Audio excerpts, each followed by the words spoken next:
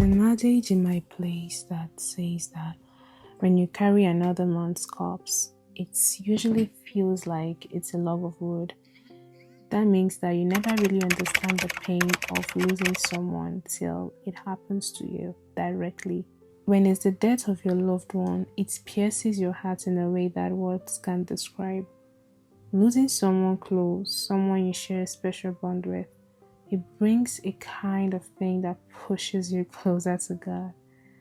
Because He's the only one who truly understands. So here are the 5 things that grief taught me.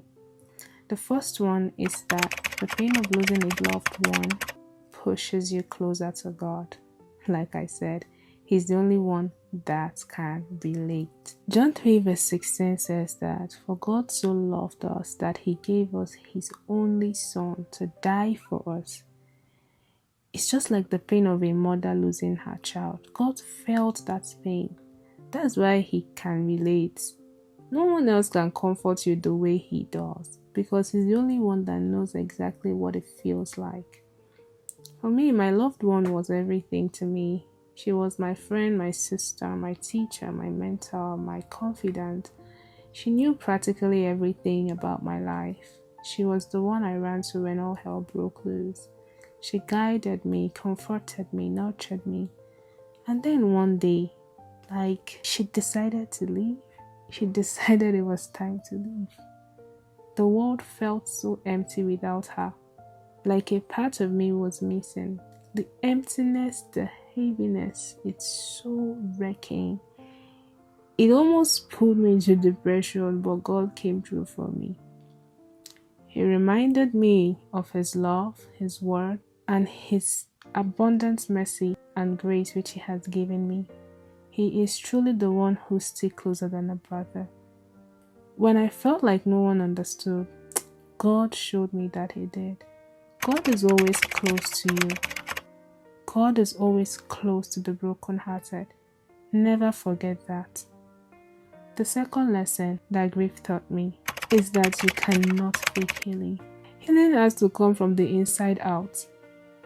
And that takes intentionality and partnership with God. An unhealed heart is like dry ground. Nothing, I'm talking about nothing, can grow out of it. You can't focus, you can't do anything. Without healing, you can't really move forward. If you're not even careful, you can fall into depression, I promise you. Healing is not something you do by yourself. You need grace. That's why you must partner with God. Mark 5 from verse 34, it says, "Daughter, thy faith hath made you whole. Go in peace and be whole of thy plague."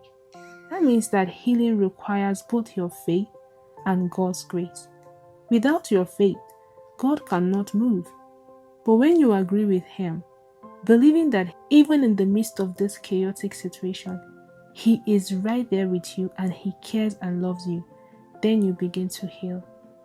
That will take me to the third lesson, which is the hardest part of grief. And that is that the hardest part of grief is moving on. Moving on is the hardest part because it just feels wrong, like you feel like it's unfair to just carry on with your life. You feel like it's unfair to just carry on. Your heart will just ache, even at the smallest thought of them. Especially when that person was such a big part of your life. You feel so confused and empty and unsure. How do you even start? Sometimes you feel like it's unfair that they left. But as hard as it is, you have to move forward. One step at a time. Don't rush it. I don't care what anybody says.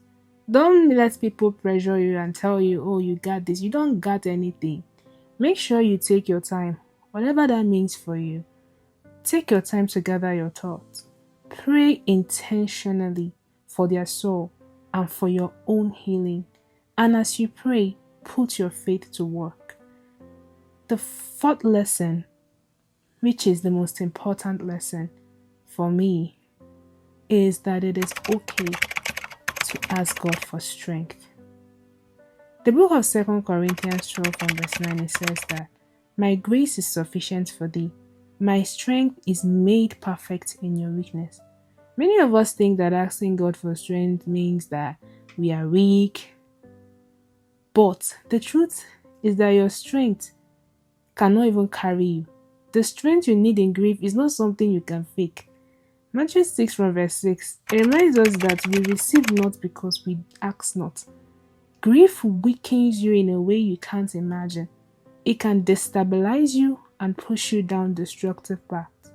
But when you ask God for strength, He will surely give it to you.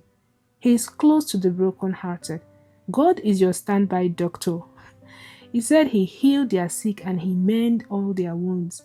And once you are courageous enough to call on God, He will definitely answer you. Think of the man who cried out, "Thou son of David, have mercy on me." He knew Jesus was passing by that day, and his only hope was to cry out for mercy. The more he cried, the closer he was to his miracle. When you receive strength from God, it shows. I remember my own pain. I couldn't even eat for almost 3 days, which really surprised me. I had nothing, not because I was fasting, but because the burden in my heart was too heavy. That had never happened to me before. Normally, I love food and I love to sleep. But in those days, I couldn't do either. That's when I knew my strength had failed me. I had to come to a choice to depend on God, and in Him I found the wholeness I needed. So, my final lesson for you today is that healing takes time. Healing doesn't happen overnight. I remember speaking to a friend who had gone through the same thing. She told me honestly, she said, "Dara, you won't be okay. I'm sorry, but I won't lie to you." She had lost her mom, so I knew she was being real with me. The more you try by your own strength, the more reason you find not to be okay. Just ask God for mercy. So I'm leaving this with you today. God is the one who sticks closer than a brother. He is right beside you, waiting for you to call on Him. Cry out to Him for mercy and for strength, and He will answer you. I know it's difficult. I can imagine the pain because I know now what it feels like. My words might not be able to comfort you as much as God would. So the only thing I would advise you to do is to run back to the place of prayer and ask God for these things that I have shared with you in this video. And I promise you that He would come true for you. I pray God's peace. I pray that His love, I pray that His grace and His mercy would comfort you and be with you even in this difficult time. God bless you. Thank you for watching, and I will see you in my next video.